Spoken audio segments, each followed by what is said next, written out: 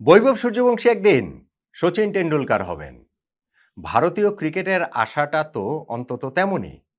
আর international ক্রিকেটে প্রথম যে সিগনিফিক্যান্ট মার্ক রাখলেন সূর্যবংশী, সেইখানটাতেই টেন্ডুলকারকে পিছনে ফেলে দিলেন। ইন্টারন্যাশনাল ক্রিকেটে সর্বকালের সবচেয়ে কনিষ্ঠ ব্যাটসম্যান হিসাবে 50+ স্কোর তিনি করলেন আজকে জিম্বাবুয়ের বিপক্ষে। বৈভব সূর্যবংশীর বয়স আজকে 15 বছর 118 দিন। শচীন টেন্ডুলকার পাকিস্তানের বিপক্ষে 1989 সালে টেস্টে যে প্রথম 50টা করেছিলেন, সেদিন তার বয়স ছিল 16 বছর 213 দিন।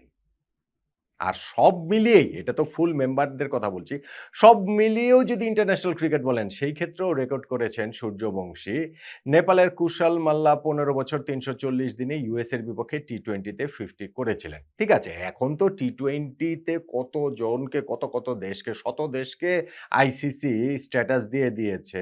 ফলে ঠিক আছে, ওইগুলাকে একপাশে সরিয়ে রাখলেও পূর্ণ সদস্য দেশগুলোর মধ্যে সবচেয়ে কম বয়সের 50 তো এই বৈভব সূর্যবংশীর। আর সেটা যখন সব ফরম্যাট মিলিয়ে হয়, শচীন টেন্ডুলকারকে ছাড়িয়ে যাওয়া হয়, তখন আসলে ওই ভারতীয় ক্রিকেটের আসার জায়গাটা বড় হয়। বিশ্ব ক্রিকেটেও তিনি সাড়া জাগিয়ে ফেলেছেন, যেইভাবে ইন্টারন্যাশনাল ক্রিকেটে অভিষেকের আগেই বয়সভিত্তিক বিভিন্ন খেলাগুলোতে বলুন কিংবা আইপিএল এর আলো ছড়ানোর কথাটা বলুন। জিম্বাবুয়ের বিপক্ষে আজকে তার এই কীর্তি।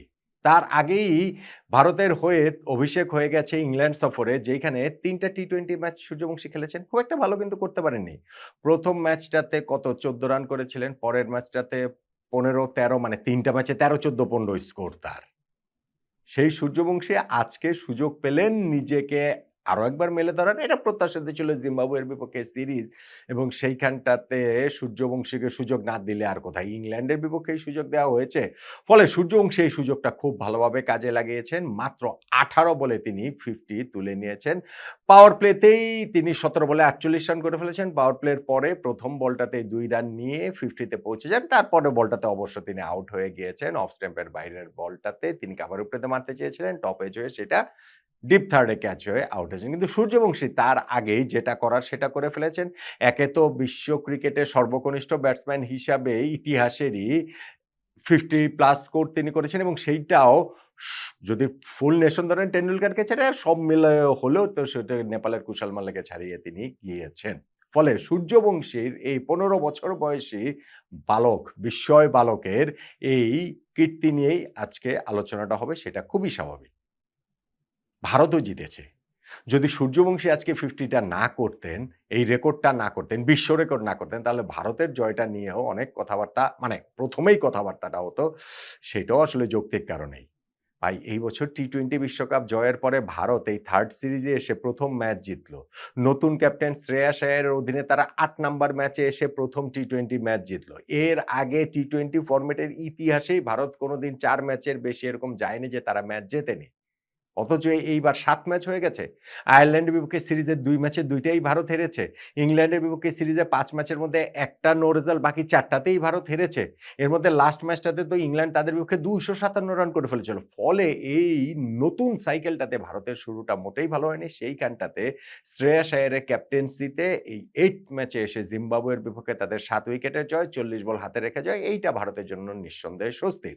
স্বস্তির শ্রেয়াস আয়ারের জন্য, যেটা বলছিলাম, নতুন ক্যাপ্টেন, এবং তিনি একটা হ্যাবিট তৈরি করে ফেলেছিলেন। তিনি টস জিতছেন, ম্যাচ হারছেন। টস মানে জিতে চলেছেন একের পর এক, এবং ম্যাচ একের পর এক তিনি হেরে চলেছেন।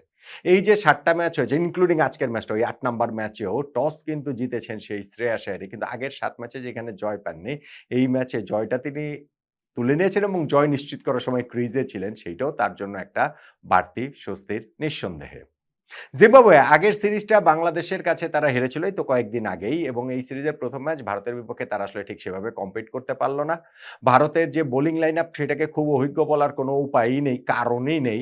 মায়াঙ্ক ইয়াদব তিনি 3টা টি-20 ম্যাচ খেলেছিলেন বাংলাদেশের বিপক্ষে ২০২৪-এর সিরিজে ২ বছর পর ফিরলেন তিনি এবং ফিরেই তিনি আগুনের মতো বোলিং করলেন ১ম স্পেলটাতেই। সেইখানটাতেই তো ৩২ রানে ৪ উইকেট চলে গেল জিম্বাবুয়ের শুরুতেই এবং তাতে মায়াঙ্ক যাদব একদম ভেরি ফাস্ট ডেলিভারিতেই তিনি উইকেটটা পেলেন। যদিও আম্পায়ার তখন আউট দেননি, কিন্তু রিভিউ নিয়ে ভারত ওই উইকেটটা তুলে নিয়েছে।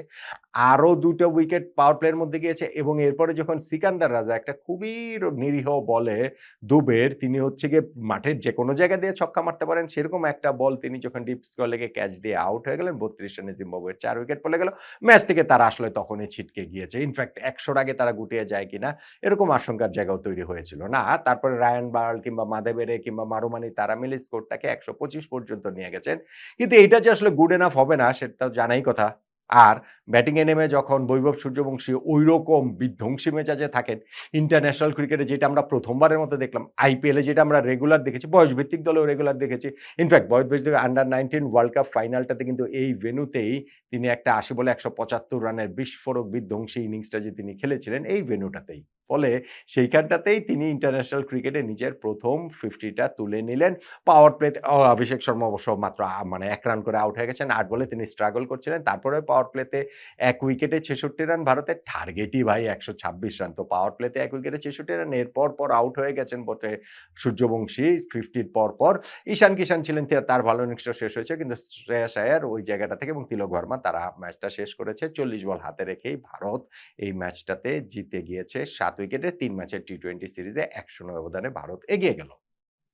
তাহলে ভারতের এই নতুন টি-20 চক্রে টি-20 বিশ্বকাপ জয়ের পরের এই সাইকেলটাতে 3rd সিরিজে এসে যে প্রথম জয় ভারত পেল, নতুন ক্যাপ্টেন শ্রেয়াস আয়ার আগের ৭টা ম্যাচে টস জেতা সত্ত্বেও যে ম্যাচ যেতে পারেনি, ৮ নাম্বার ম্যাচে এসে অবশেষে তিনি টসের পাশাপাশি টস জিতেছেন, আজকেও টস জিতেছেন, পাশাপাশি ম্যাচটাও যে জিতলেন, যেই ম্যাচটা বৈভব সূর্যবংশীর এই ইন্টারন্যাশনাল ক্রিকেটে প্রথম 50'র জন্য আমরা হয়তোবা অনেক কাল মনে রাখবো বা এটা নিয়ে চর্চা হবে বা এই যে রেকর্ড ঘাটলেই আবার এটা নিয়ে কথা হবে।